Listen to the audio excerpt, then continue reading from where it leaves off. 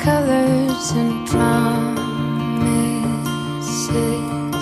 how to be brave, how can I love when I'm afraid to fall, but watching you stand alone, all of my doubt suddenly goes away. Assalamualaikum, selamat pagi. Jumpa kembali bersama Ibu Sri dalam pembelajaran PPKN yang terintegrasi dengan pendidikan lalu lintas. Apa kabar kalian semua?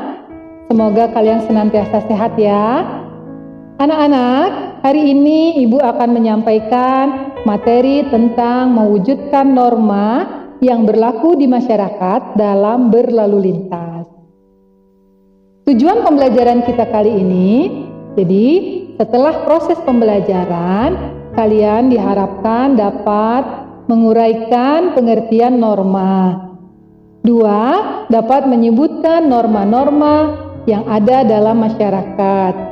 3. Dapat memberikan contoh perilaku yang sesuai dengan norma dan etika dalam berlalu lintas. Ya. Nah, baik, Ibu akan uraikan satu persatu. Pengertian norma, apa itu norma?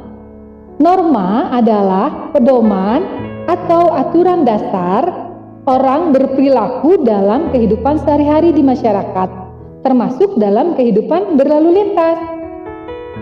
Kemudian, macam-macam norma yang berlaku di masyarakat, ada norma agama, norma kesusilaan, norma kesopanan, dan norma hukum.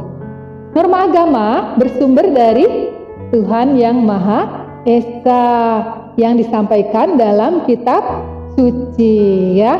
Nah, sanksinya apa apabila kita melanggar norma agama? Yaitu berdosa. Iya. Apa yang bisa kita lakukan dalam berdosa ini bisa kita rasakan di dunia maupun nanti di akhirat. Kedua, norma kesusilaan bersumber dari hati nurani ya.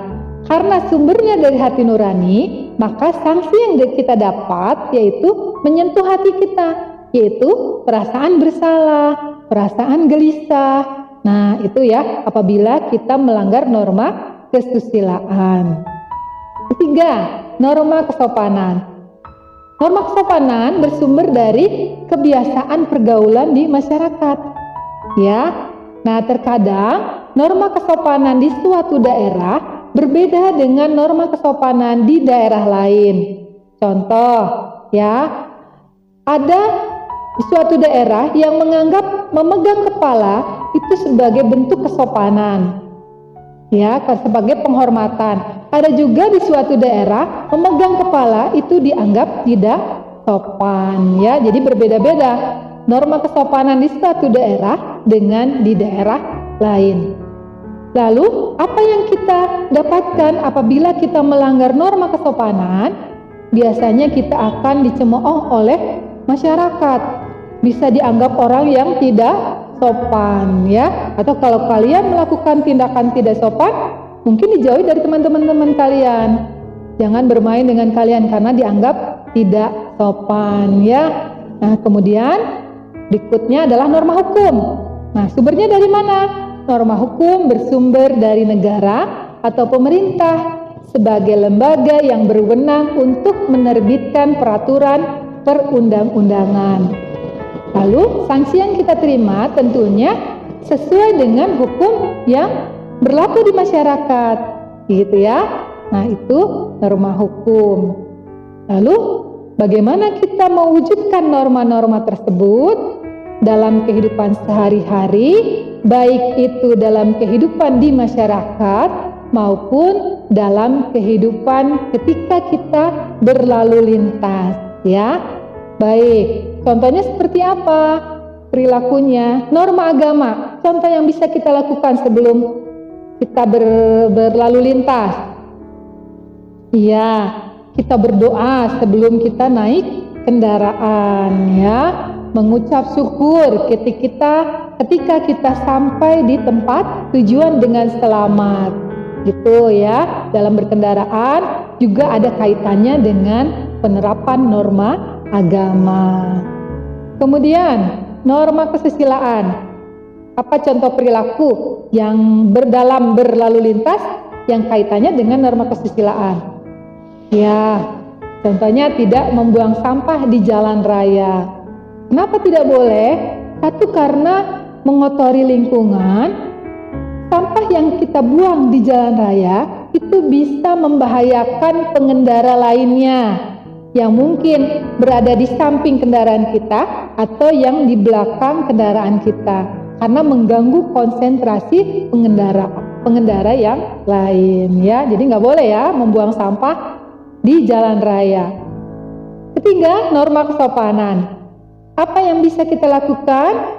Contoh perilakunya yaitu dengan memberikan kesempatan kepada pengendara lain untuk mendahului, ya, tentunya dengan tanda-tanda seperti memberikan lampu sen, ya, kalau kita ingin mendahului kendaraan lain, atau membunyikan klakson, ya, itu juga bisa sebagai tanda kita permisi untuk kita mendahului kendaraan lain, atau kita didahului oleh kendaraan lain, kita beri kesempatan kepada mereka ya.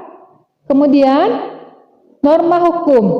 Nah, contoh perilaku dalam berkendaraan atau berlalu lintas yang berkaitan dengan norma hukum yaitu ketika kalian naik kendaraan roda 2. Walaupun kalian masih usia di bawah umur, belum boleh mengendarai motor, tapi kalian tentunya juga bisa mengingatkan kepada orang tua kalian, pada ayah dan ibu untuk tetap menggunakan helm. Dan kalian sebagai anak yang dibonceng atau penumpang yang dibonceng juga harus menggunakan helm ya, sebagai keselamatan diri. Ini tentunya sesuai dengan Undang-Undang Nomor 22 Tahun 2009 tentang lalu lintas. Nah, itu contoh-contoh perilaku dalam berlalu lintas yang sesuai dengan norma-norma yang berlaku di masyarakat. Ibu rasa ini sering kalian sudah lakukan ya ketika kita berlalu lintas.